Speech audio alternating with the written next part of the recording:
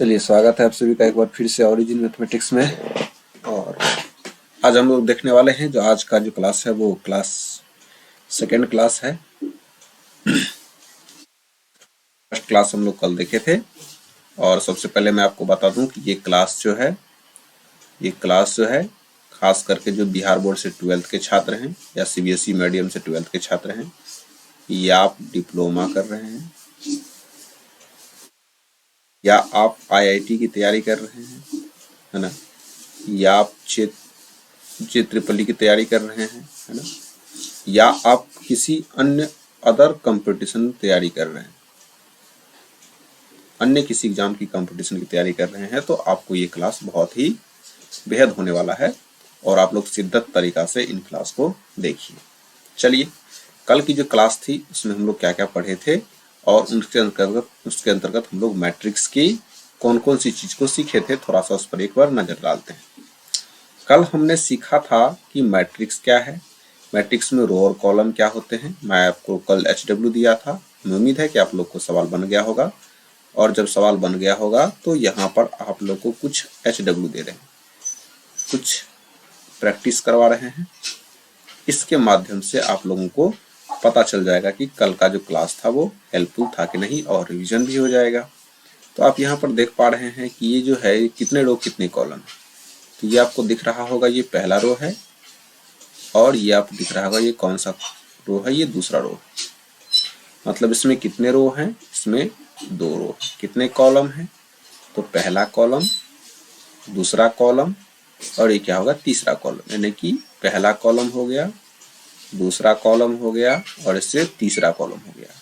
इसमें कितने रो कितने कॉलम है, अगर रो की बात कर लें इसमें 2 है, और कॉलम की बात कर लें तो इसमें 3 कॉलम है। आप लोगों को पिछले वीडियो में केवल रो और कॉलम को पहचानने के लिए सिखाया गया था। उम्मीद है कि आप लोगों को ये सारा चीज समझ में आ गया होगा। एक और हम आपको देते हैं एग्जाम्पल। अगर ध्यान से देखेंगे तो बोलिए इसमें कितना रो कितना कॉलम। सबसे पहले इसके रो की संख्या कितनी है और कॉलम की संख्या कितनी है। तो आपको देखने में मालूम चलता है कि इसमें कितने रो हैं, तो इसमें 1 रो है। कितने रो हैं, 1 रो। कॉलम कितने हैं, तो 1 कॉलम, 2 कॉलम और 3 कॉलम। इसमें रो की संख्या 1 है, कॉलम की संख्या 3 है। आप लोग को यहाँ पर दिख रहा होगा, ये पहला कॉलम हो गया, दूसरा कॉलम हो गया और तीसरा कॉलम हो गया। रो की संख्या की बात करेंगे तो ये पहला रो है। तो इसमें कितने रो है कितने कॉलम है, 1 रो है और 3 कॉलम है। ठीक है, इस तरह से आपको समझ में आ गया होगा कि रो और कॉलम की संख्या कितनी है। आप लोग को एक और एग्जाम्पल देते हैं। देखिए, इस तरह से अगर हम लिखें तो इस तरह से कोई वैल्यू लिखा हुआ है। बोलिए इसमें कितना रो कितना कॉलम है, दिमाग लगाइए। रो कितने हैं, कॉलम कितने। तो सर रो की बात करेंगे, ये पहला रो हो गया, ये दूसरा रो हो गया, तीसरा रो हो गया, और 1 कॉलम। यानी कि रो की संख्या 3 है, कॉलम की संख्या 1 है। केवल इसमें 1 कॉलम है। तो रो की संख्या 3 है, कॉलम की संख्या 1 है। इसी प्रकार से अगर आपको और सारा एग्जाम्पल आपको हम दे दें तो आपको आसानी से इन चीजों को समझ पाएंगे। आप लोग इन चीजों को समझने में कतई दिक्कत नहीं होगी। बताइए कितने रो कितने कॉलम है। इसमें रो की संख्या बोलो, कॉलम की संख्या बोलो। रो की संख्या की बात करेंगे तो इसमें देखिए, मैं कलर चेंज कर लेता हूं ताकि आप लोग को समझने में दिक्कत नहीं हो। इसमें 1 रो हो गया, 2 रो हो गए, 3 रो हो गए। कितने कॉलम है, आइए कॉलम भी देख लेते हैं। तो कॉलम की जब बात करेंगे तो इसमें 1 कॉलम है, 2 कॉलम है, 3 कॉलम है और 4 कॉलम है। तो इसमें 3 रो है, 4 कॉलम है। ये आपको दिख रहा होगा, ये पहला रो है, ये आपको दूसरा रो है, ये आपको तीसरा रो है, और ये आपको पहला कॉलम है, ये आपको दूसरा कॉलम है, ये आपको तीसरा कॉलम है, और आपको चौथा कॉलम है। ठीक है, तो इस तरीका से आप रो और कॉलम को पहचानने के लिए बहुत अच्छा तरीका से सीख गए।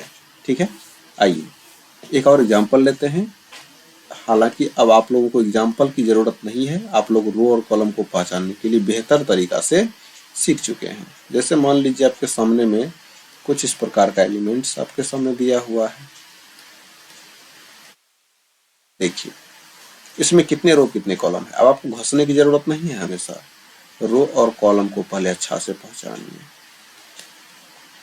तो इसमें एक दो रो है, कितने कॉलम है, एक कॉलम, दो कॉलम, तीन कॉलम, चार कॉलम और पांच कॉलम, दो रो और पांच कॉलम।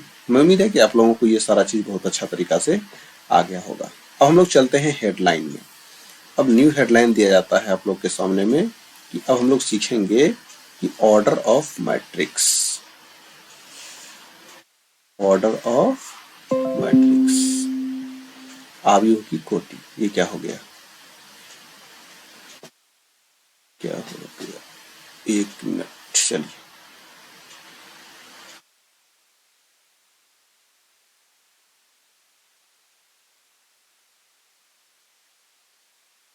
ये नहीं हो पा रहा है क्या,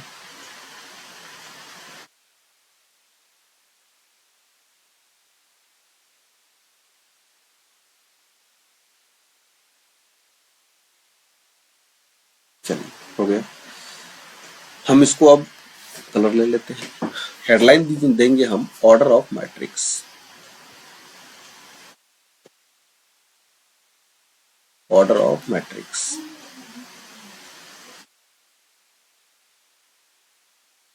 ऑर्डर ऑफ मैट्रिक्स। हिंदी की बात करेंगे तो आव्यूह की कोटि,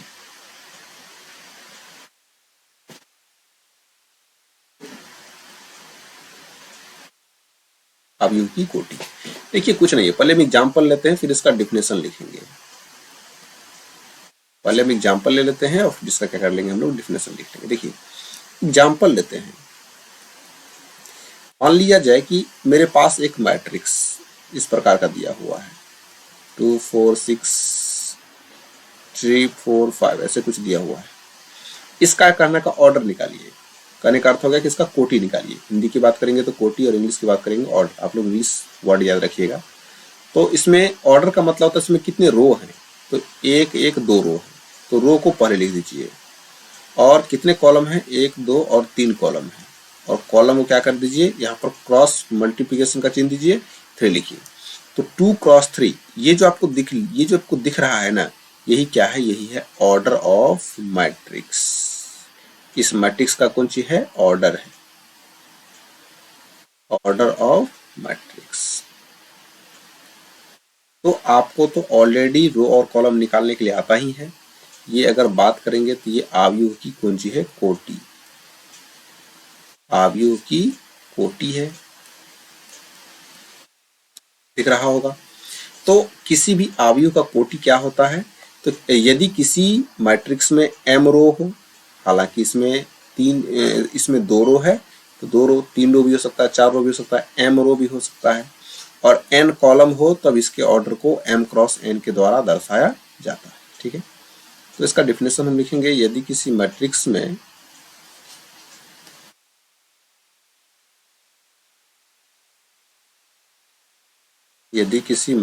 में m रो हो, m रो हो,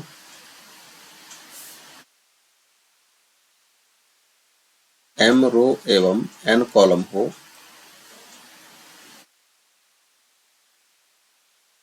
m रो एवं n कॉलम हो, m रो एवं n कॉलम हो,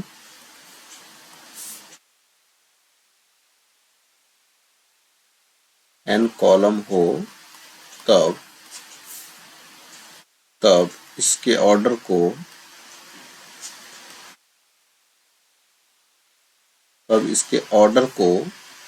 m क्रॉस n के द्वारा दर्शाया जाता है,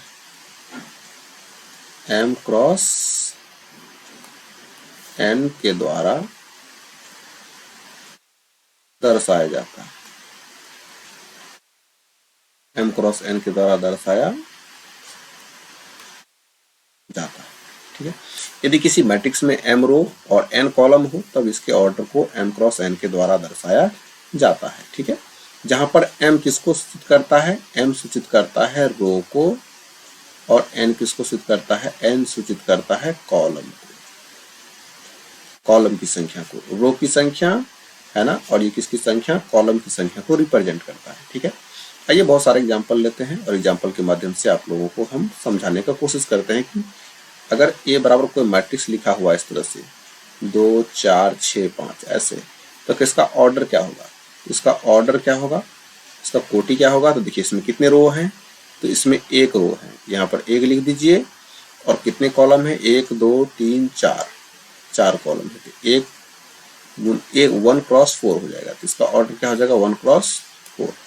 हमेशा याद रखिएगा ऑर्डर को यहाँ पर लिखा जाता है, ठीक है, और पहले रो को लिखा जाता है और कॉलम को बाद में लिखा जाता है। इन चीजों का आप लोग बेहतर ध्यान रखना पड़ेगा, ठीक है। पहले रो को लिखा जाता है, फिर किसको लिखा जाता है, कॉलम को। ऐसा नहीं कीजिएगा पहले कॉलम को फिर रो को लिखिएगा, तो गलत हो जाएगा। इसी प्रकार से जो तीसरा एग्जाम्पल है हम आप लोग के सामने ले रहे हैं, आप लोग इसको दिमाग लगाइएगा कि इसमें कितने रो हैं कितने कॉलम हैं।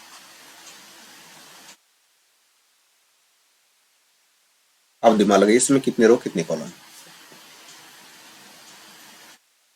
ठीक है। अगर हम बात करेंगे तो इसमें 1 1 2 रो है, तो रो को पहले लिख दीजिए, क्रॉस मल्टीप्लिकेशन, यहाँ पर 1 2 3 कॉलम है, 2 क्रॉस 3। इसका ऑर्डर क्या हो गया, 2 क्रॉस 3। चलिए चौथा एग्जाम्पल देखिए, तो इसका ऑर्डर बताइए क्या होने वाला है। तो इसका ऑर्डर आपको लिखना है 2 4 6 A B C D E F, कुछ भी दे सकते हैं, F G H I, है ना। इसका ऑर्डर क्या होने वाला है। तो इसमें कितने रो हैं, 1 2 3 रो हैं, कितने कॉलम है, 1 2 3 4। तो इसका ऑर्डर जो है वो 3 क्रॉस 4 हो जाएगा, क्योंकि इसमें 3 रो हैं। ये किसको रिप्रेजेंट करते हैं, ये रो को रिप्रेजेंट करते हैं, और ये किसको रिप्रेजेंट करते हैं, ये कॉलम को रिप्रेजेंट करते हैं। तो आपको इस तरह से समझ में आ रहा होगा कि रो और कॉलम क्या होता है, ठीक है। चलिए पांचवा एग्जाम्पल लेते हैं हम आप लोग के सामने में, और आप लोग बताइए कि इसमें कितने रो हैं और कितने कॉलम हैं। इसमें कितने रो हैं कितने कॉलम है, अर्थात इसका ऑर्डर बताइए। तो ऑर्डर जब जानेंगे हम लोग, तो 1 2 3 रो हैं, कितने रो हैं, 1 रो 2 रो 3 रो, कितने कॉलम है, 1 कॉलम है। तो यहाँ पर 3 रो है 1 कॉलम है। उम्मीद है आप लोग को समझ में आ गया होगा। चलिए छठा देखिए एग्जाम्पल, यहाँ पर छठा एग्जाम्पल हम आप लोग के सामने दे रहे हैं। अब यहाँ पर बताइए आप लोग कि इसमें कितने रो कितने कॉलम है, इसमें कितने रो कितने कॉलम। तो सर क्लियर है कि 1 1 2 रो है और कितने कॉलम है, 1 कॉलम है। सातवां एग्जाम्पल बोलिए, मान लीजिए ए बराबर कोई मैट्रिक्स दिया हुआ है, ऐसे करके 5 लिखा हुआ है। देखिए हालांकि इस टाइप का जो सवाल है, ये आपको अगर ए बराबर नहीं दिया हुआ रहता है तो इसको ग्रेटेस्ट इंटीजर फंक्शन भी कभी कभी इस संकेत को माना जाता है, लेकिन ये है नहीं। हालांकि इस पर हम लोग डिस्कस करेंगे कि ग्रेटेस्ट इंटीजर फंक्शन और 1 रो 1 कॉलम, अगर आप इसका ऑर्डर देखेंगे तो 1 रो 1 कॉलम है। इसका जो मैट्रिक्स है दोनों का देखने का तरीका एक ही है, तो आखिर हम कैसे पहचानेंगे, इसके अंदर बीच में बहुत सारा डिफरेंस है, मैं इस पर कभी चर्चा करूंगा, ठीक है। तो आप इस मैट्रिक्स को देख रहे हैं, तो यहाँ पर आपको दिख रहा है कि 1 रो और 1 कॉलम आपको यहाँ से स्पष्ट रूप से दिख रहा होगा। उम्मीद है हमको कि आप लोगों को किसी भी मैट्रिक्स का ऑर्डर पता करने के लिए आ गया होगा, ठीक है। एक छोटा सा एग्जाम्पल लेते हैं 8 नंबर का। मान लीजिए कि एक कोई मैट्रिक्स है और यहाँ पर कुछ एलिमेंट्स लिखे हुए हैं, A B C D E F G H और I, ठीक है। तो इसका ऑर्डर क्या होगा, इसका ऑर्डर हो जाएगा 3 रो 3 कॉलम, जिसमें 1 2 3 रो हैं, 1 2 और 3 कॉलम है। तो इसका ऑर्डर 3 रो 3 कॉलम आपको समझ में आ गया होगा, ठीक है। ये ऑर्डर ऑफ कौन सी है, मैट्रिक्स, ठीक है। अब देखिए अगर हम बात करेंगे कि जब इसका ऑर्डर मालूम है तो इसके अंदर कितने अवयव हैं, कितने सदस्य हैं, कितने एलिमेंट हैं, ये पता करना थोड़ा आसान हो जाता है। कैसे, अगर हम 3 को 3 से मल्टीप्लाई करते थे, 3 3 9, इसके अंदर गिनो तो 9 एलिमेंट होगा, 1 2 3 4 5 6 7 8 9। तो जब हम किसी ऑर्डर को सीधा मल्टीप्लाई कर देते हैं तो इसके अंतर्गत जितना भी एलिमेंट है वो पता हो जाता है। जैसे इसके अंतर्गत कितने अवयव हैं, तो 1 2 3 अवयव हैं। इसके ऑर्डर को मल्टीप्लाई कर दीजिए, 3 को 1 से गुना कीजिए 3 हो जाएगा। इसके ऑर्डर को 2 गुना 1 2 हो जाएगा, 2 एलिमेंट है। 1 गुना 1 1 हो जाएगा। इस तरीके से आप इनको आसानी से काउंट कर सकते हैं। जैसे 3 चौके 12, तो यहाँ पर देखिए 1 2 3 4 5 6 7 8 9 10 11 12। तो इसका मतलब हो गया कि total number of element presence in matrix, यानी कि न्यू हेडलाइन आप लोगों के सामने में अब दिया जाएगा, है ना। चलिए, ये हेडलाइन है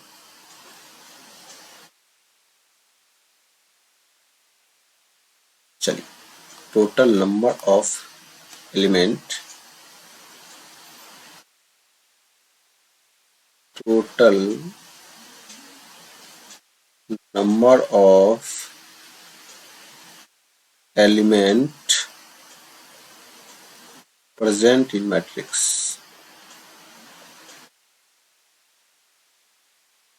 आव्यूह में उपस्थित कुल अवयव की संख्या,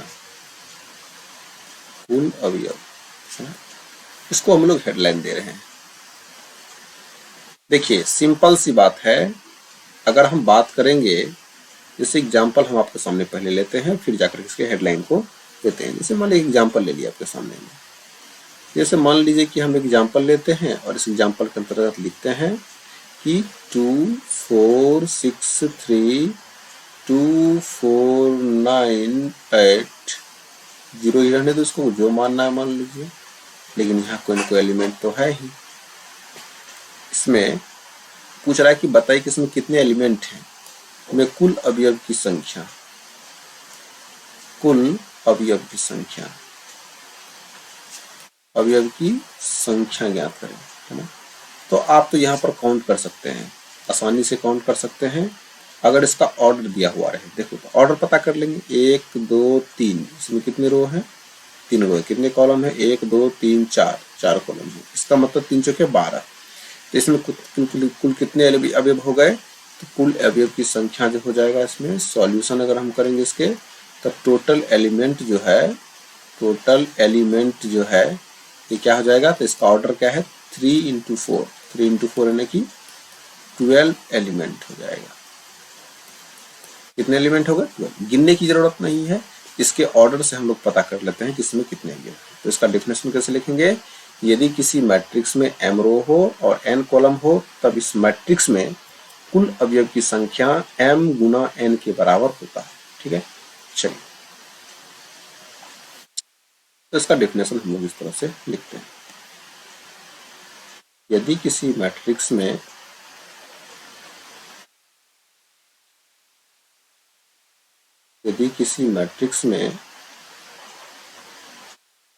m रो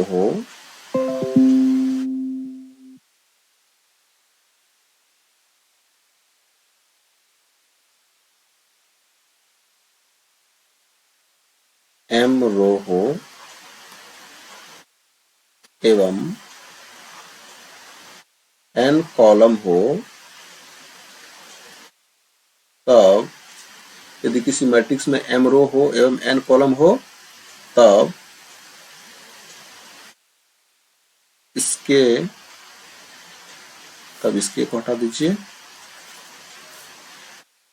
तब मैट्रिक्स में उपस्थित कुल अवयव की संख्या, कुल अवयव की जो संख्या है, कुल अवयव की जो संख्या है, ये क्या हो रहा है,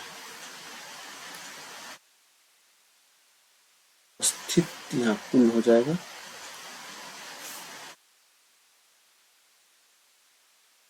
कुल अवयव की संख्या जो है वो m इंटू n के बराबर होगा, m इंटू n के बराबर होगा।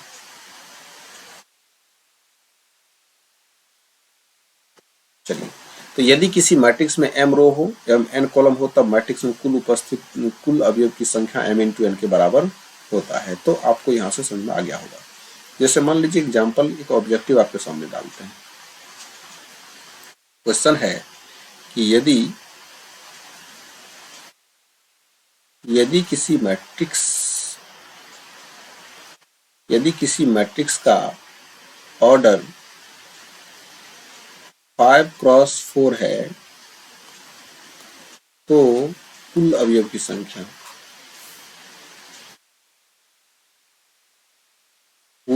अवयव की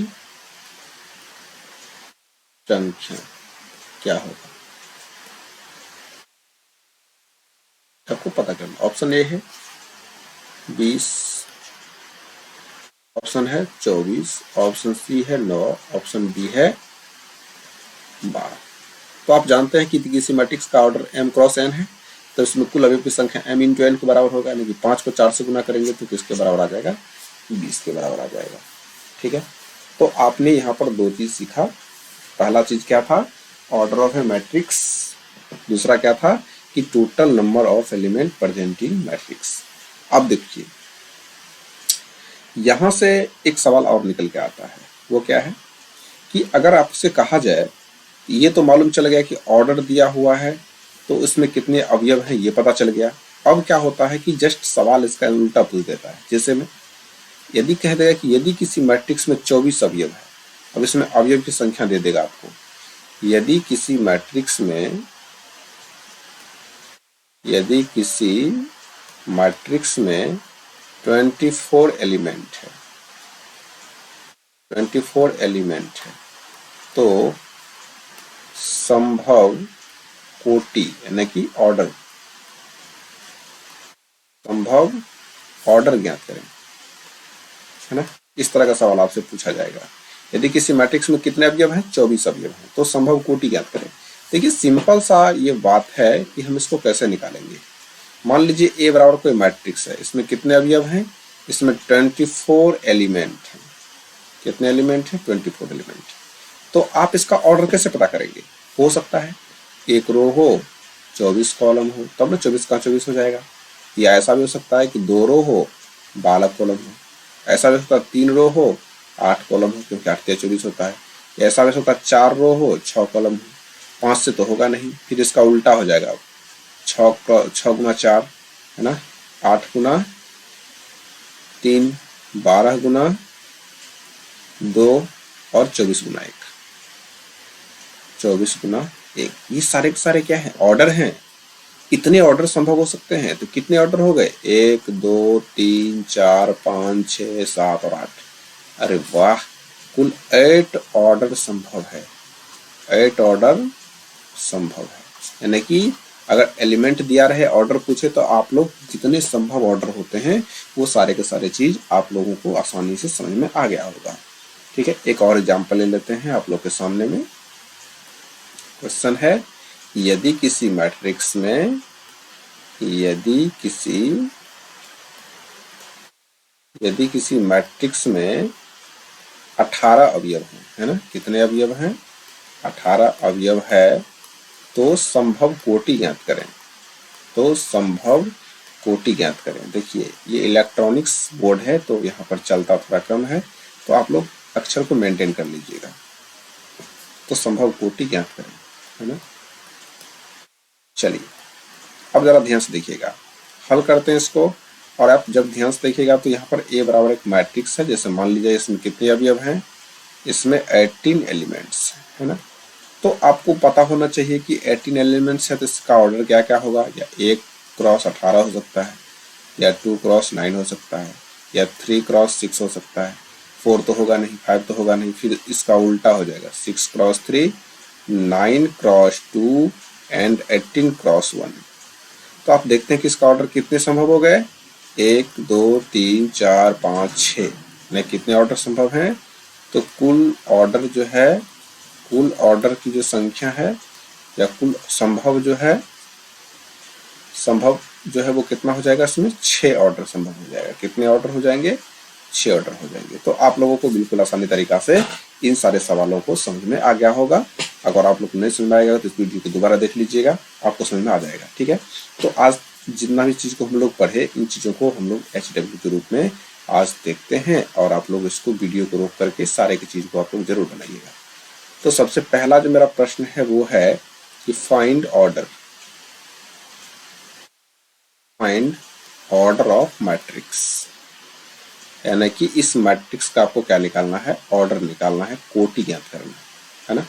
पहला सवाल, ए बराबर 7 4 6 8 इस तरह से आपको दिया हुआ है। आपको ऑर्डर कहाँ लिखा जाता है, यहाँ लिखा जाता है या यहाँ लिखा जाता है, यहाँ या यहाँ, कहाँ लिखा जाता है ये आपको पता होनी चाहिए और वहां पर आप लोग लिखिएगा। ठीक है। दूसरा, यहाँ पर रो कॉलम को अलग अलग नहीं लिखना है, आपको जिस तरीका से बताया गया है उस तरीका से लिखिएगा। तीसरा है आपके सामने में मैट्रिक्स देते हैं 2 7 6। चौथा देते हैं A बराबर 5 6 8 9। ठीक है। तो 4 हो गए, इसका ऑर्डर आपको पता करना है। ठीक है। फिर दूसरा सवाल है आप लोग के सामने में कि यदि किसी मैट्रिक्स में मैट्रिक्स का कुल ऑर्डर ज्ञात करें। हम एक ही सवाल को सॉल्व कर देते हैं। कुल संभव कोटि यानी कि ऑर्डर ज्ञात करें। कुल संभव कोटि ज्ञात करें यदि मैट्रिक्स में कुल अवयव की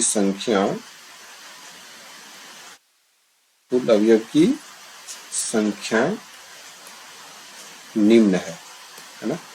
पहला, अगर किसी में 20 अवयव हो तो इसका ऑर्डर निकालना है। दूसरा सवाल है अगर किसी में 28 अवयव है ना, तब इसका ऑर्डर क्या होगा, कितने ऑर्डर संभव होगा। और तीसरा है जब इसमें 24 एलिमेंट है तब इसमें कितने ऑर्डर संभव होगा। चौथा, जब इसमें 15 एलिमेंट है तब इसका ऑर्डर कैसे संभव होगा। पांचवा, जब इसमें 16 एलिमेंट है तब इसका ऑर्डर क्या होगा। और छठा, जिसमें 13 अवयव हैं यानी कि 13 एलिमेंट हैं तब इसमें ऑर्डर कितना संभव होगा। ये सारी चीज आपको बन लेना है। ठीक है। तो हमें उम्मीद है कि आप लोगों को अगर ये सारे सवाल बन जाते हैं, नीचे का 2 सवाल, तो ऊपर का जितना भी थ्योरी है ये सारे के सारे बातें आप लोग को कंप्लीट तरीका से समझ में आ गया होगा। ठीक है। मिलते हैं फिर नेक्स्ट क्लास में।